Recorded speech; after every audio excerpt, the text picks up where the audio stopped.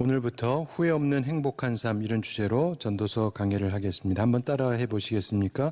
후회 없는 행복한 삶. 꼭 그렇게 사시게 되기 바랍니다. 한 번 사는 인생인데 후회 없는 인생이 되시고 행복한 삶을 사시라고 주시는 성경의 교훈 말씀을 우리가 나눕니다. 우리 삶에 꿈과 목표, 비전, 소망 굉장히 중요하죠. 사람이 내일에 대한 소망이 있어야 됩니다. 그런데 소망의 두 종류가 있어요.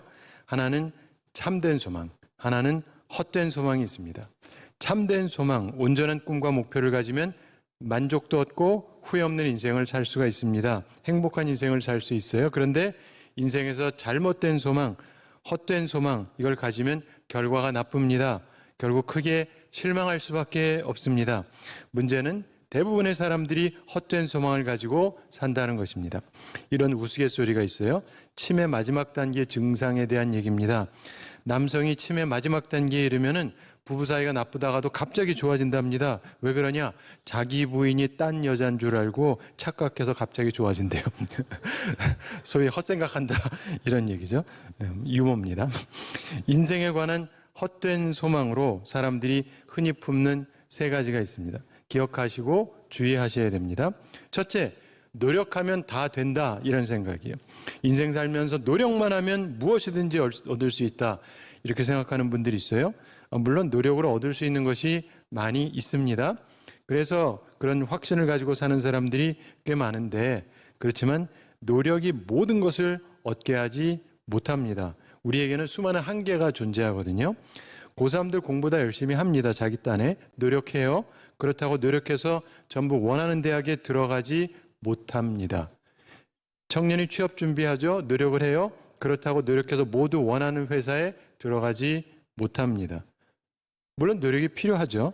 근데 노력한다고 다 되는 것 아닙니다. 인생에는 항상 어떤 한계가 존재합니다. 노력만으로 다 되어지지 않는 상황을 항상 접하게 됩니다. 사람이 흔히 품는 두 번째 헛된 소망이 있어요. 수고 끝에 반드시 만족이 온다 이런 생각이에요. 이것도 상당히 희망적입니다. 그러나 항상 사실이 아니에요. 따라서 헛된 소망입니다. 수고 끝에 반드시 만족이 온다 이 생각은 힘쓰고 노력해서 무엇을 얻으면 만족할 것이다 이런 생각입니다. 물론 수고 끝에 만족이 올 수 있습니다. 때로 수고하고 나서 그 결과에 크게 기쁨과 만족감을 느낄 때가 있어요. 근데 문제는 이것도 역시 항상 그런 것이 아니라는 것입니다. 미국 뉴욕 맨하탄에 가면 차가 굉장히 많습니다. 근데 어떤 사람이 주차할 곳을 찾지 못해서 빙빙 돌다가 할 수 없이 주차 금지 구역에 차를 세우고는 쪽지를 하나 써붙였습니다. 저는 이 지역을 15분 동안 돌았습니다. 여기서 잠시 주차하지 않으면 일자리를 잃습니다. 그러면서 기도문을 썼어요. 우리 죄를 사하여 주옵시고. 이렇게 썼어요. 얼마 지나서 돌아와 봤더니 주차 위반 딱지가 딱 붙어 있는 거예요. 그리고 거기에 또 다른 쪽지가 하나 꼽혀 있더랍니다. 봤더니 이런 글이었어요. 저는 이 지역을 15년째 순찰하고 있습니다. 만일 이 딱지를 떼지 않으면 제가 일자리를 잃습니다. 그러면서 기도문이 적혀 있었습니다. 우리로 시험에 들게 하지 마옵시고. 자기 딴에 노력한다고 항상 만족스러운 결과가 있는 게 아니죠. 사람들이 흔히 품는 세 번째 헛된 소망이 있습니다. 수고를 통해서 만족을 얻으면 항상 행복하다 이런 생각이에요. 물론 이 경우도 때로 그런 것 같은 때가 있는 게 사실입니다. 사람이 노력해서 만족을 얻으면 행복한 느낌이 들죠. 그러나 이것도 역시 매우 희망적이긴 하지만 우리를 속이는 헛된 소망에서 비롯된 것입니다. 사람이 수고와 노력을 통해서 행복을 얻을 수 있는가? 항상 그런 게 아니지 않습니까? 오늘 성경 본문 1절을 보시면 다윗의 아들 예루살렘 왕 전도자의 말씀이라 이렇게 말씀합니다. 이 전도서는 지혜의 왕으로 알려진 솔로몬이 쓴 책입니다. 인생과 하나님에 대한 지식을 전해줍니다. 그리고 인생의 지혜를 가르쳐주죠. 그래서 전도서를 성서학자들이 지혜서라 그래요. 잠언과 더불어서. 이 전도서 내용을 보면 보편적인 인간의 삶에 대해서 말씀합니다. 우리가 전도서를 볼 때 가장 잘 알려진 말씀 중에 하나가 바로 1장 2절 말씀이죠. 우리 함께 읽어볼까요? 전도자가 이르되 헛되고 헛되며 헛되고 헛되니 모든 것이 헛되도다. 아멘. 이 말씀 매우 유명합니다.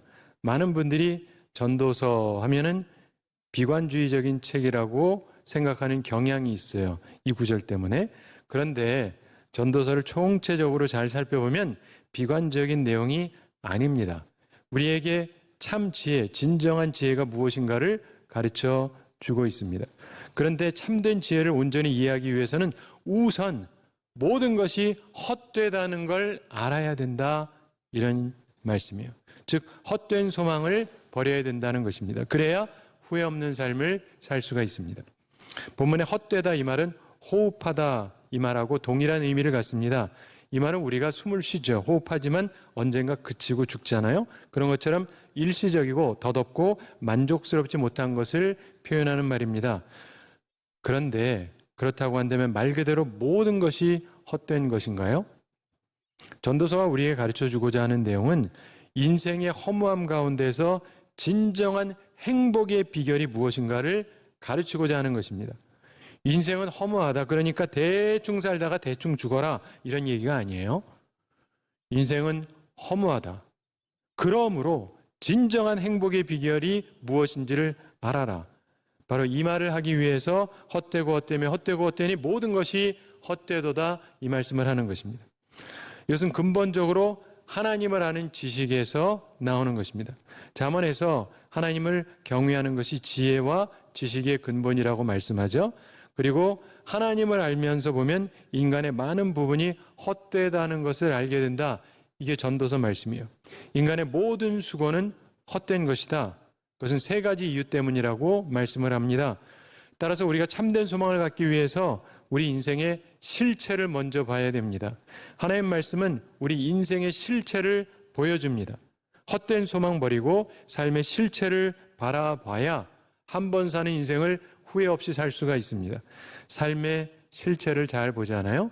그러면 우리의 수고가 헛된데 왜 그런지 오늘 성경 말씀은 세 가지 차원에서 우리에게 교훈해 주고 있습니다. 잘 기억하시기 바랍니다. 그 첫째가 뭐냐면 노력한 것이 내게 반드시 유익이 되지는 않기 때문에 헛되다는 거예요. 즉 수고의 무익이라는 거죠. 본문 3절을 보십시오. 해 아래에서 수고하는 모든 수고가 사람에게 무엇이 유익한가, 이렇게 말씀합니다. 수고가 유익하지 않으면 헛되잖아요.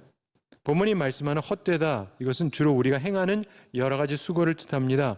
우리가 살아가면서 나름대로 이런저런 노력을 하죠. 그래서 수고한다는 것을 직업으로 볼 수도 있습니다. 사랑하는 성도 여러분, 우리가 왜 직업을 갖습니까? 또 여러 가지 일들을 왜 합니까? 그걸 해서 뭔가 유익이 있을 거라고 생각하기 때문이죠. 학생이 학교에 왜 다닙니까? 다니면 뭔가 좋은 것을 얻을 거라고 생각하니까 그러죠. 유익이 있을 거라고 생각하니까 다니지, 무익하다면 다니지 않을 겁니다. 그런데 근본적으로 사람들의 모든 수고가 자기에게 그리 유익한 것이 아니라고 말씀합니다. 인간이 나름대로 노력을 하는데 그것이 자기에게 유익하지 못하다는 것을 깨닫기 시작하면서 참된 지혜가 시작이 되는 거예요. 예수님께서 한 부자에 대해서 말씀하신 유명한 비유 잘 아시죠? 어리석은 부자 비유.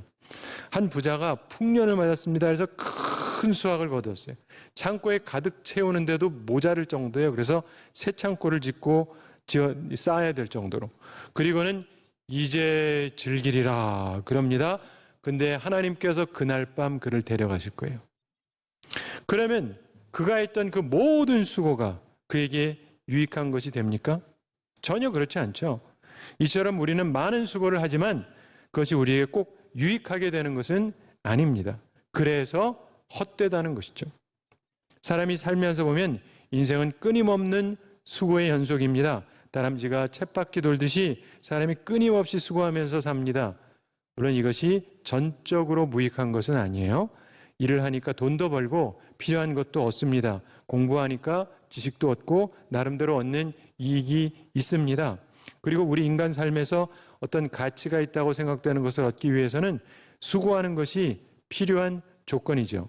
예를 들어서 부귀를 얻으려고 한다. 즐거움, 명성 이런 것을 얻으려고 한다. 그러면 노력하지 않고는 얻기가 어렵습니다. 그런데 문제는 노력의 열매를 수확하지 못하는 사람들이 꽤 많다는 거예요. 여러분, 올림픽에 전 세계 선수들이 참여하죠? 다 노력합니다. 그런데 메달은 몇 사람만 받아요. 그리고 설사 열매를 얻더라도 그것이 반드시 유익한 것은 아닙니다.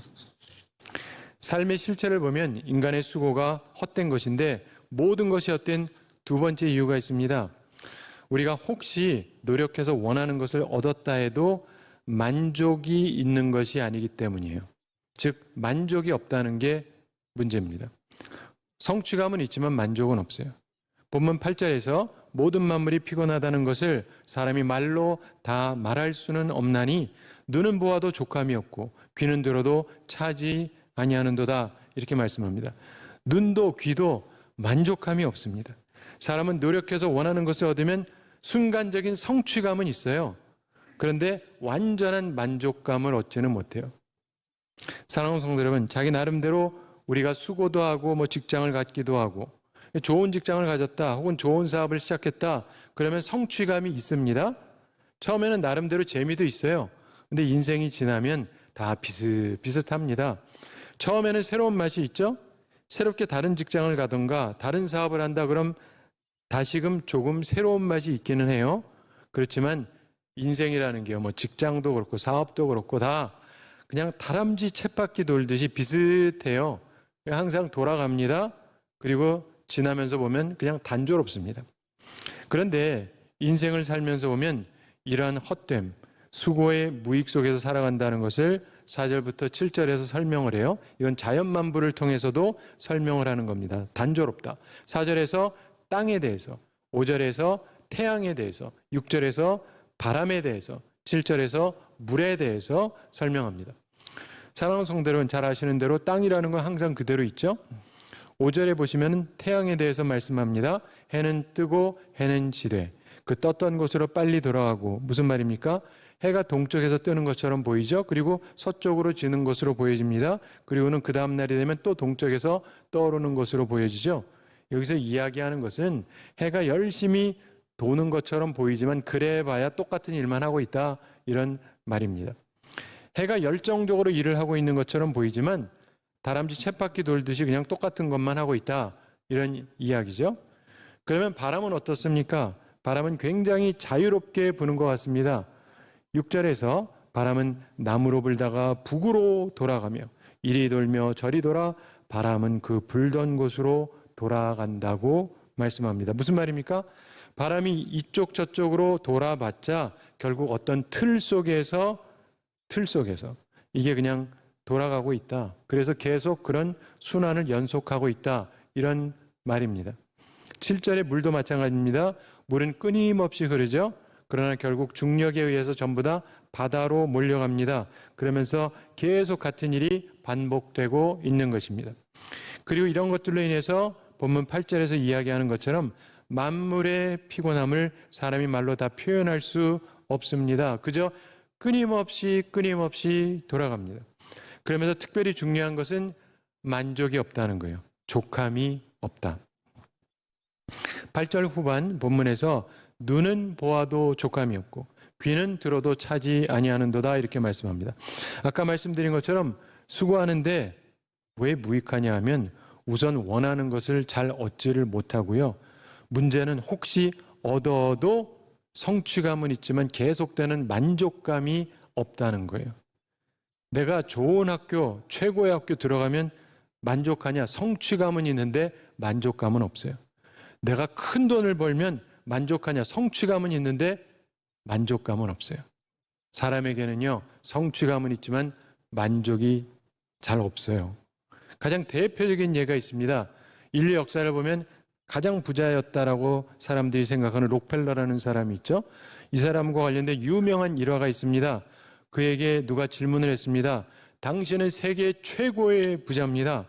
당신이 가지고 있는 그 엄청난 재산에 대해서 만족하십니까? 그랬더니 록펠러가 특이한 말을 하죠. 그렇지 않다 그래요.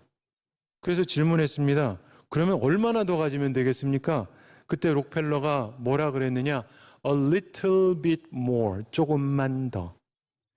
야, 세계 최고 부자인데 a little bit more, 조금만 더. 이게 인간의 심리예요. 성취감은 있어요. 그런데 만족이 없다. 세계 최고 부자가 돼도 조금만 더 이런단 말이에요. 성취감은 있어요. 그러나 만족은 없습니다. 삶의 실체를 보면 인간의 수고가 헛됩니다. 모든 것이 헛된 세 번째 이유가 있습니다. 혹시 수고해서 유익을 얻는다. 더 나아가서 거의 불가능하지만 만족까지 얻었다. 그래도 문제는 그게 영원하지 못하다는 것 때문에 헛됩니다. 즉 영원하지 못하다는 게 문제예요. 본문 11절에 보시면 이전 세대들이 기억됨이 없으니 장래 세대도 그 세대들과 함께 기억됨이 없으리라 이렇게 말씀합니다. 인간의 수고로 인한 만족 혹시 있어봤자 결국 영원하지 못해요. 중요한 것은 사람이 혹시 자기가 얻으려는 걸 진짜 다 얻고 만족감까지 있어도 따르는 문제가 있는데 바로 인생이 짧다는 거예요. 죽는다 이 말입니다. 사랑하는 성도 여러분, 혹시 원하는 것을 다 얻었다 한번 생각해 보세요. 너무 만족하다. 그 다음에 남는 문제가 있어요. 뭐요? 죽는다. 그 다음에는 내려와야 돼요. 미국 대통령 대단하죠? 한국 대통령 대단하죠? 이런 분들도 임기가 지나면 내려와야 됩니다. 어쩔 수 없어요. 한번 올라가면 올라갈 때는 좋지만 또 내려와야 돼요. 미국 트럼프 대통령이 하도 나오기가 싫어가지고 자기 오피스 안 내주겠다 그러지만 결국 놓고 나왔잖아요. 내려오는 게 인생이에요. 인생에서 내가 최고봉에 이르렀다 할지라도 그 다음에 내가 생각했던 그것, 원하는 것을 누릴 수 있는 시간이 얼마나 짧은지 모릅니다. 그게 인생이에요. 그러니까 허무한 거죠. 언젠가는 어쩔 수 없이 내려가야 되는 게 인생입니다. 그렇기 때문에 인간은 설사 무엇을 얻는다고 해도 그 다음에는 그걸 놓고 내려가야 되거든요. 그리고 결국 죽잖아요. 죽음에 의해서 어느 누구라도 자기 손에 쥐고 있는 것을 가지고 갈 수가 없습니다. 그래서 공술에 공수거라 그러잖아요. 빈손으로 와서 빈손으로 간다. 다 놓고 가는 것입니다. 성경이 말씀하는 것은 인간의 많은 노력들이 무익하고 설사 원하는 것을 다 얻는다 해도 만족이 없다는 것입니다. 그리고 그보다 더한 게 있는데 혹시 만족이 있어도 영원하지 못하다. 죽는다. 게다가 기억됨도 없다. 이렇게 말씀해요. 본문 11절을 보십시오. 이전 세대들이 기억됨이 없으니 장래 세대도 그 세대들과 함께 기억됨이 없으리라 이렇게 말씀합니다. 사람들은 기억되고 싶어해요. 그러나 사람은 잊혀져요. 이게 인생입니다. 제가 프린스턴 신학대학원에 다닐 때 당대 세계 최고의 교육학자로 알려진 기독교 교육학자로 알려진 제임스 로더 박사님이 계셨습니다. 이분의 사상이 간단히 말하면 이래요. 본래는 좀 어렵지만 void라고 하는 공허. 사람은 이 공허가 없이는 Holy Spirit, 성령을 만날 수 없다. 이 시작이에요. 하나님을 알 수 없다. 굉장히 특이한 이론인데 사랑하는 성도 여러분, 인생을 살면서요. 이 모든 노력이 허무하다. 이걸 깨닫는 순간 드디어 육의 세계를 넘어서 영의 세계로 갈 수가 있는 거예요. 근데 헛된 소망만 품고 사는 사람들은 진정한 영의 세계를 알 수가 없습니다. 그리고 결국 후회되는 삶을 살게 됩니다. 후회 없는 삶을 위해서, 행복한 삶을 위해서 먼저 헛된 소망을 버리시기 바랍니다. 참으로 헛되고 헛되며 헛되고 헛되니 모든 것이 헛되도다. 이 말씀은 하나님의 말씀이기 때문에 진리의 말씀입니다. 이걸 깨달으셔야 돼요. 그래야 진정한 인생의 실체를 보게 되는 거예요. 그러면서 제대로 된 시작을 할 수 있습니다. 전도서에서 과연 어떤 결론을 내립니까? 마지막 장 12장 마지막에 있는 13절 14절에 보면 이런 결론의 말씀을 내리죠. 일의 결국을 다 들었으니 하나님을 경외하고 그의 명령들을 지킬지어다. 이것이 모든 사람의 본분이니라. 하나님은 모든 행위와 모든 은밀한 일을 선악간에 심판하시리라. 이렇게 말씀합니다. 자, 하나님을 경외하고 그의 명령을 지킬지어다. 이렇게 말씀해요. 바로 이게 진정한 지혜입니다. 왜요? 심판이 따를 것이기 때문에. 그러니까 헛된 소망을 버리세요. 하나님 잊고 살지 마세요. 하나님 명령 무시하면서 살지 마세요.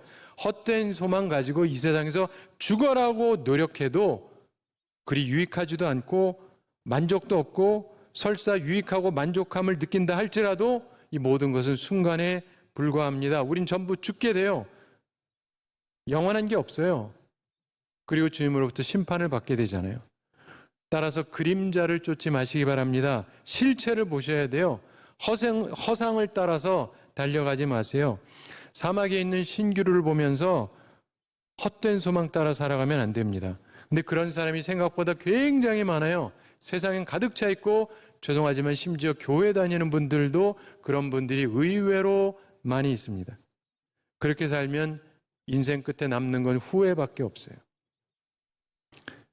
후회 없는 인생, 행복한 삶을 살기를 살라고 주님께서 우리 귀한 말씀을 주시는데, 그러기 위해서 우선 첫째로 이제 헛된 소망을 버리셔야 됩니다. 그리고 이제 하나님을 경외하면서 그 명령을 지키는 삶을 사시기 바랍니다. 그리고 이제 무슨 생각을 해야 되냐? 소명의식을 갖고 살아야 돼요. 하나님께서 우리를 부르셨거든요. 그리고 나한테 맡기신 일이 있습니다. 이 소명의식을 갖고 살아야 돼요. 청지기답게. 그것이 후회 없는 인생, 행복한 인생의 기초적인 비결입니다. 헛된 소망 버리시고 소명의식을 갖고 사시기 바랍니다. 제가 한 가지 이야기 말씀드리면서 오늘 말씀 마치겠습니다.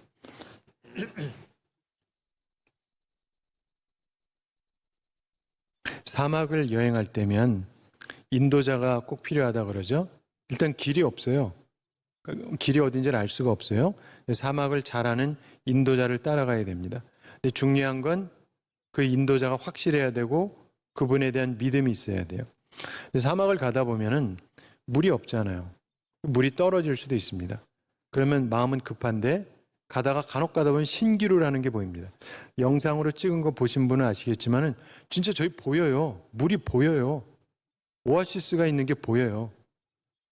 그러면 저희 가서 물 좀 마시고 갑시다. 그러면 인도자가 가면 안 된다 그래요. 저건 신기루입니다. 가짜입니다. 근데 내 눈에 보여요. 확실하게. 내 눈에 보이는데 이 사람은 가지 말래요. 이때 헷갈리는 거예요. 내 눈에 분명히 보인다고요. 근데 이 사람은 아니래요. 근데 또 중요한 게 뭔지 알아요? 주변에 있는 사람들도 다 보여요. 나만 보이는 게 아니라. 저기 다 있잖아요. 다 만장일치 저기 있대요. 그래서 만장일치로 가면 어떻게 돼요? 죽는 거죠.